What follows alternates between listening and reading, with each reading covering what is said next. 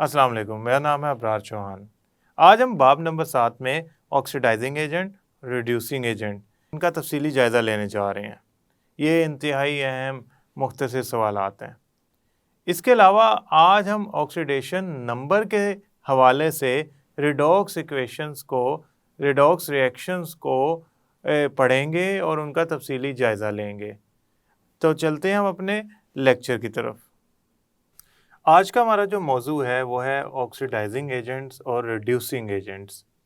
ये इंतहाई अहम मुख्तसर सवाल है और इसके बाद हम इसका दूसरा हिस्सा पढ़ेंगे कि रिडॉक्स रिएक्शंस को कैसे हम ऑक्सीडेशन स्टेट की निस्बत से पहचान सकते हैं या ऑक्सीडेशन स्टेट का रिडॉक्स रिएक्शन में क्या किरदार है। ये आज के हमारे दो मुख्तलिफ मौजू हैं। पहले वाला जो मौजू है यानी कि रिड्यूसिंग एजेंट और ऑक्सीडाइजिंग एजेंट, वो इंतहाई अहम मुख्तसर सवाल है। इसको समझने के लिए ज़रा एक बात आप पहले समझ लें कि ऑक्सीडाइजिंग एजेंट ऑक्सीडाइज करता है दूसरे को, खुद को नहीं। अगर वो दूसरे को ऑक्सीडाइज कर रहा है तो वो खुद रिड्यूस हो रहा होगा। मिसाल के तौर पे मेरे पास है 100 रुपये, मैंने वो 100 रुपये किसी और को दे दिए, बल्कि 100 में से 50 रुपये मैंने किसी और को दे दिए। वो जिसको मैंने पैसे दिए वो ऑक्सीडाइज हो गया, मेरे पैसे कम हो गए, मैं रिड्यूस हो गया। तो जब मैं किसी दूसरे को ऑक्सीडाइज कर रहा हूँ तो मैं खुद रिड्यूस हो रहा हूँ। अब इसको उलट समझते हैं। एक मेरे स्टूडेंट के पास रंगीन कलर थे, 10 कलर थे। मैंने उसे कहा कि 4 रंगीन जो पेंसिल्स हैं, कलर्स हैं, मार्कर्स हैं, वो मुझे दे दो। 4 उसने मुझे दे दिए रंगीन मार्कर, 6 उसके पास रह गए। मेरी ऑक्सीडेशन हो गई, उसकी रिडक्शन हो गई। वो कम हो गया, मेरे पास मार्कर थे नहीं, 4 हो गए, ज़्यादा हो गए।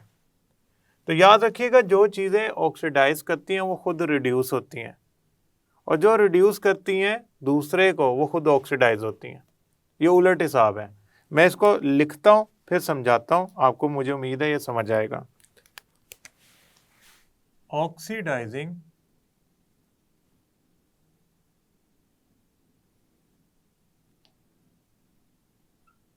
एजेंट, ऑक्सीडाइजिंग एजेंट को हम इंग्लिश में यूं लिखेंगे, ऑक्सीडाइज, आगे ING, ऑक्सीडाइजिंग AGENT।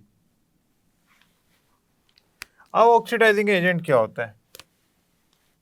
ये यानी कि ये नो, यानी कि ऑक्सीडाइजिंग एजेंट की बात कर रहा हूं। नो का मतलब होता है स्पीशीज या शय। शय कह लें, नो कह लें, स्पीशीज कह लें। ये नो दूसरे को, यानी कि जिससे वो ये रिएक्शन कर रही है, दूसरे को ऑक्सीडाइज करती है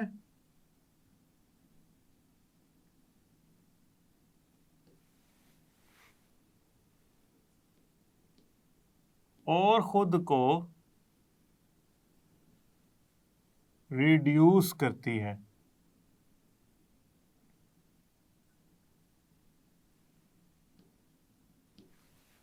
यहां आप इसे यूं लिखेंगे, अगर मैं किताब वाले अल्फाज दोहराऊं, कि ये नो ऐसी है जो किसी दूसरे एटम को, एलिमेंट के एटम को ऑक्सीडाइज करती है, या ये किसी दूसरे एलिमेंट या एटम को ऑक्सीडाइज करने के बाद खुद को रिड्यूस करती है। तो मैं इसको किताब वाली सूरत में लिखना चाहूंगा।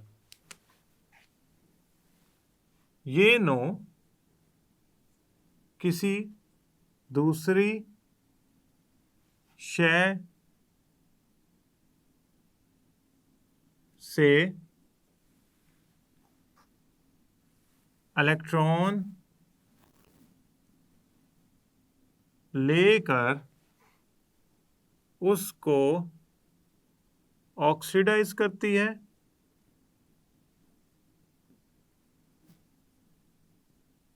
और खुद रिड्यूस होती है। अब इसको समझेंगे कैसे? बड़ा आसान तरीका है।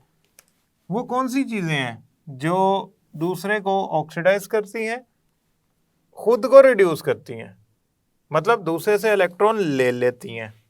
वो कौन सी चीज़ें हैं? जिनके बैरूनी शेल में 5, 6 और 7 इलेक्ट्रॉन होते हैं। ये कौन करती हैं, कौन से नू करती हैं, कौन सी स्पीशीज करती हैं? जिनके बैरूनी शेल में 5, 6, 7 इलेक्ट्रॉन्स हों,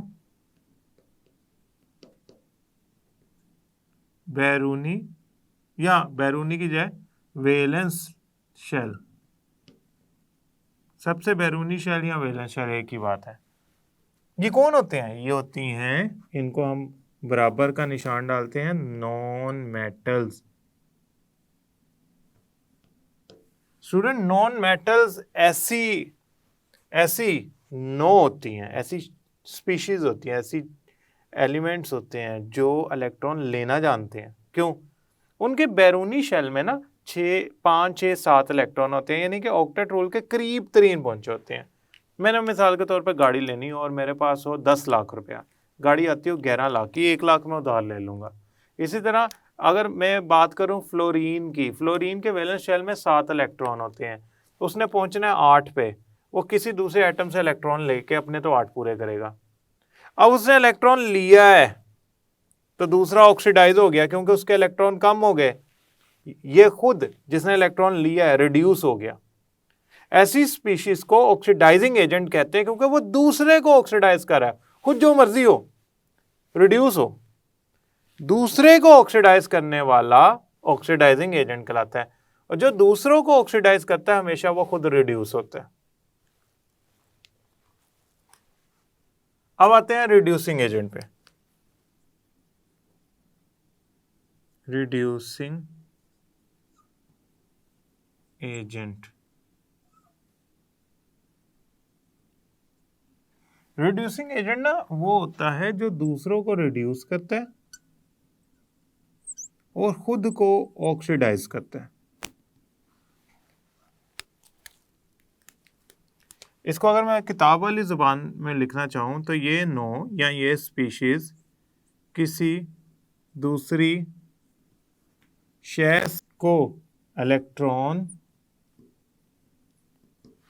दे देती है, देकर रिड्यूस करती है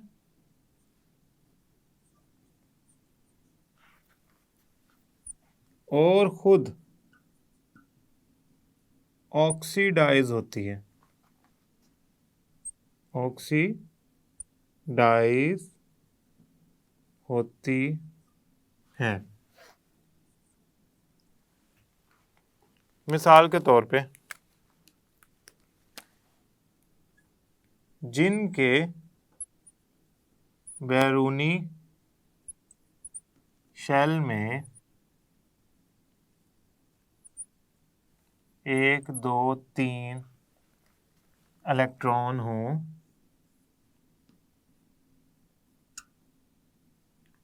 अब आप फौरन कहेंगे ये तो मेटल्स होती हैं जिनके बैरूनी शेल में 1, 2, 3 इलेक्ट्रॉन हो। अच्छा, नॉन मेटल में मिसाल है नाइट्रोजन, ऑक्सीडाइजिंग एजेंट है, ऑक्सीजन है, फ्लोरीन है। इसमें मिसाल है सोडियम है, पोटाशियम है, कैल्शियम है, मैग्नीशियम है, आप कोई भी दे सकते हैं। अब गौर से बात सुने, गाड़ी आती है 11 लाख की, मेरे पास है 1 लाख रुपया, तो मैं क्या 10 लाख उधार लूँगा? मैं 1 लाख भी दे के जान छुड़ाऊँगा कि 1 लाख से 11 लाख करना बड़ा मुश्किल काम है। इसी तरह अगर मेटल्स की बात की जाए तो उनके बैरूनी शेल में सबसे बैरूनी शेल यानी कि वैलेंस शेल के अंदर 1, 2 या 3 इलेक्ट्रॉन होते हैं। ऐसी सूरत में जो मेटल्स होती हैं वो नए इलेक्ट्रॉन का हसूल नहीं कर पाते, उनसे तो अपने नहीं संभाले जा रहे होते, तो वो किसी से क्या इलेक्ट्रॉन लेंगी। ऐसी सूरत में मेरी बात याद रखिएगा, मेटल्स के जो एटम्स होते हैं वो इलेक्ट्रॉन दे देते हैं, दूसरे को दे देते हैं। जब वो एटम किसी दूसरे को दे देंगे तो वो रिड्यूस हो जाएगा, खुद वो ऑक्सीडाइज हो गई हैं लेकिन दूसरे को उन्होंने रिड्यूस कर दिया। दोबारा सुने, उन्होंने इलेक्ट्रॉन देकर दूसरे को रिड्यूस कर दिया, खुद को ऑक्सीडाइज कर दिया, खुद को ऑक्सीडाइज किया, दूसरे को रिड्यूस किया है। नाम हमेशा वो लिया जाता है जो दूसरे के साथ कर रहा हो। यानी कि वो दूसरे के साथ रिडक्शन कर रहे हैं, रिड्यूस कर रहे हैं, तो हम ऐसे स्पीशीज को, नो को, शय को कहेंगे रिड्यूसिंग एजेंट। अब हम पढ़ने जा रहे हैं कि रिडॉक्स रिएक्शन, ये 7.4 नंबर का जो मौजू है ना, ये असल में रिडॉक्स ऑक्सीडेशन रिडक्शन रिएक्शंस के नाम से है, लेकिन ये होना यूं चाहिए था कि रिडॉक्स रिएक्शन और ऑक्सीडेशन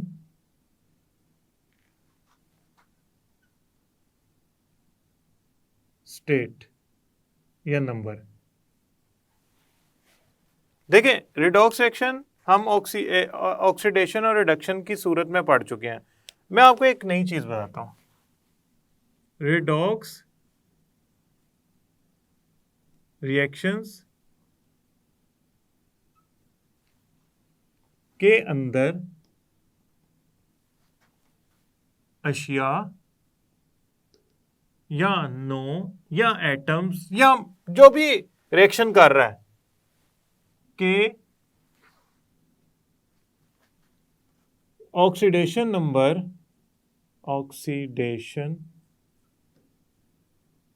नंबर तब्दील होते हैं। यानी कि कहने का यह मतलब है कि रिडॉक्स रिएक्शन ऐसे रिएक्शन होते हैं जिनमें जो चीज़ें रिएक्शन कर रही हैं, मेटल्स है, नॉन मेटल है, कुछ भी है, जो रिएक्शन कर रही हैं उनके ऑक्सीडेशन नंबर बदल जाएंगे। मिसाल के तौर पे हम यहाँ पे अगर मिसाल लें तो हम लेते हैं जिंक हाइड्रोजन क्लोराइड से रिएक्शन करके जिंक क्लोराइड और हाइड्रोजन गैस बनाता है। अब बात यूं है कि मैं आपको अगर याद कराऊं तो मैंने कहा था कि अगर कोई नो स्पीशीज या एलिमेंट आज़ाद हैसियत में हो, जैसे जिंक है, तो उसका ऑक्सीडेशन नंबर होगा 0। HCl में हाइड्रोजन का होता है +1, क्लोरीन का होता है -1। अब हमने गौर से देखना है, ये हाइड्रोजन भी आज़ाद हैसियत में एलिमेंट की सूरत में है, आज़ाद हैसियत में इसका 0 होगा। जिंक इधर से तब्दील हो गया है, क्लोरीन से जुड़ गया है, अब इसका ऑक्सीडेशन नंबर है +2। क्लोरीन का -1 ही है, क्लोरीन ने अपना ऑक्सीडेशन नंबर तब्दील नहीं किया इस रिएक्शन के अंदर। और हाइड्रोजन का ऑक्सीडेशन नंबर जो है वो हो गया 0। गौर से सुने, ये 0 से हो गया +2, तो इसने इलेक्ट्रॉन हासिल किए या इखराज किया है? आप कहेंगे फौरन इलेक्ट्रॉन का इखराज हुआ है, तो जिंक ने इलेक्ट्रॉन का इखराज किया। ठीक है, तो इसकी क्या हुई? ऑक्सीडेशन हुई, ऑक्सीडेशन।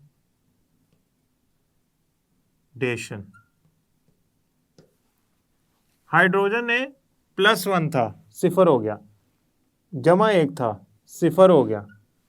हाइड्रोजन ने क्या किया? इलेक्ट्रॉन्स का हसूल किया, तो इसकी क्या होगी? रिडक्शन। अब मेरा आपसे सवाल है, ये रिडॉक्स एक्शन तो है ही है, लेकिन आप इसका अंदाजा इस तरह भी लगा सकते हैं। इसकी ऑक्सीडेशन स्टेट थी, इसकी ऑक्सीडेशन स्टेट थी 0, नई ऑक्सीडेशन स्टेट होगी +2। ऑक्सीडेशन नंबर बदल गया ना, 0 से +2 हो गया, यकीनन ऑक्सीडेशन नंबर बदल गया, 0 से +2 हो गया, और यहाँ हाइड्रोजन का +1 से 0 हो गया, तो ये ऑक्सीडेशन स्टेट ही तब्दील हो रही है 2 अशिया की। तो मैं इसे क्या कहूँगा? ये रिडॉक्स रिएक्शन है। तो रिडॉक्स रिएक्शन का हरगिज़ मतलब नहीं है कि आप इलेक्ट्रॉन जमा मनफी करते फिरें। आप ये देख लिया करें कि क्या ऑक्सीडेशन नंबर किसी का ज़्यादा हो रहा है या कम हो रहा है। अगर ये हो रहा है तो वो भी रिडॉक्स रिएक्शन ही गिना जाएगा, समझा जाएगा। तो सबसे आसान तरीका तो यही होता है कि ऑक्सीडेशन नंबर देख लिया जाए क्या आ रहा है। जो ऑक्सीडेशन नंबर आ रहा होगा वो यकीनन उसका ज़ाहिरी उसका ये होगा कि वो जो भी आपके पास रिएक्शन है, मुसावात है, वो रिडॉक्स है। इसकी एक और मिसाल लेते हैं।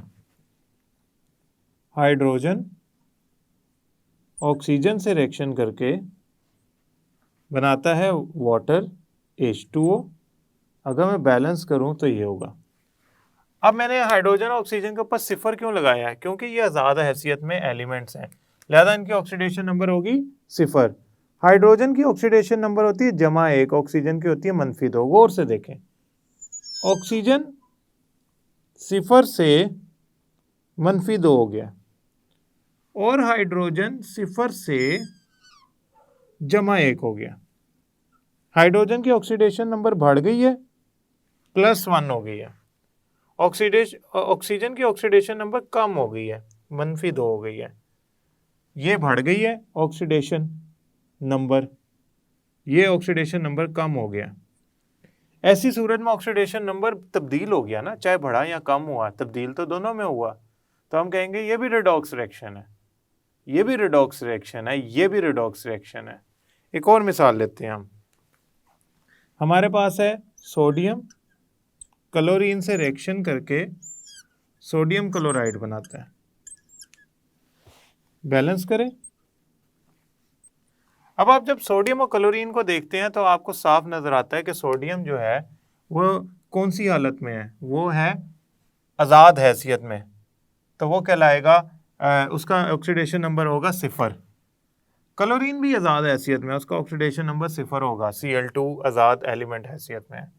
सोडियम क्लोराइड में सोडियम पे +1 होता है, क्लोरीन पे -1 होता है, +1 होता है, -1 होता है। अगर आप गौर से देखें तो क्लोरीन +1 से -1 में तब्दील हो गया, यानी कि सिफर से -1 हो गया, तो हम कहेंगे कि उसने ऑक्सीडेशन नंबर गिरा दिया, कम कर दिया ना। सिफर और -1 नीचे होता है, कम होता है, तो आपने कहना है कि ये इस सूरत में, यानी कि इस सूरत में ये ऑक्सीडेशन नंबर जो है वो कम हो गया, तब्दील हो गया ना, चाहे कम हो या ज़्यादा हो, तब्दील तो वही हुआ। अब आप सोडियम का देखें, सोडियम का सिफर से -1 हो गया, बढ़ गया ऑक्सीडेशन नंबर। दोनों सूरतों में ऑक्सीडेशन नंबर तब्दील हुआ है, चाहे कम हो या ज़्यादा हो, तब्दील तो हुआ है ना, तब्दील होगा तो कम ज़्यादा होगा ना, तो ये भी रिएक्शन रिडॉक्स कहलाएगा। ये ज़्यादा आसान तरीका है रिडॉक्स रिएक्शन को देखने का। अब यहाँ पे सिर्फ एक आपका सवाल पैदा हो रहा होगा जहन में, मैंने जिंक क्लोराइड का जिंक का -2 कैसे निकाल लिया? आसान तरीका है, ये देखें, जिंक क्लोराइड, इस पे चार्ज कितना है? सिफर, तो जिंक का ऑक्सीडेशन नंबर -2 क्लोरीन का ऑक्सीडेशन नंबर सिफर के बराबर होना चाहिए। जिंक का ऑक्सीडेशन नंबर नहीं पता मुझे, एक्स करें। क्लोरीन का ऑक्सीडेशन नंबर होता है -1, क्यों? ग्रुप 17 का हिस्सा है, सिफर के इक्वल। देखें तो क्या हुआ, एक्स -2 सिफर, तो एक्स का जवाब आया -2, तो जिंक का जो ऑक्सीडेशन नंबर आया वो -2 आया।